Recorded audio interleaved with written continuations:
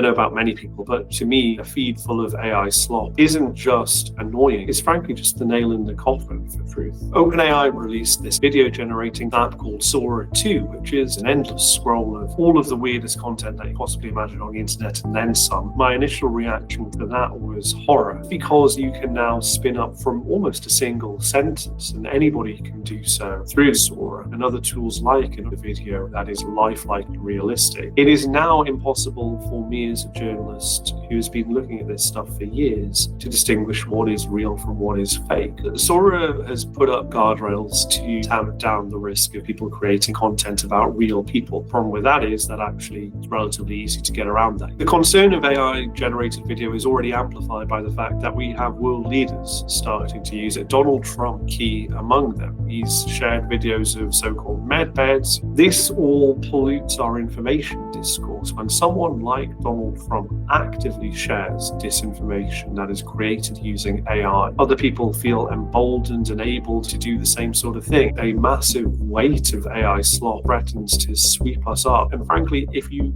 can't distinguish what is real from fake on your social media feeds, and if more and more people start to do that, it just leads to an environment where you can't trust anything. That is a very dangerous place to be. There's a godsend for anybody who wants to try and debunk anything and say fake news, even if it is completely factual. That doesn't just have an impact in terms of making our social media feeds worse and making us have some sort of brain rot. It also kind of gets to the core of democracy and society. In terms of trying to identify whether or not something is AI generated, Sora points to the fact that they have a little bug, but within hours of this being released, there were a slew of tools that would remove that watermark. Look out for things that just seem too good to be true or are designed to probe and prod at your emotional buttons. You should also look at whether or not there has been an attempt to hide those problems that AI still sometimes does have. So if it is CCTV footage, is it a little bit blurry, perhaps by design? The problem, of course, with that is that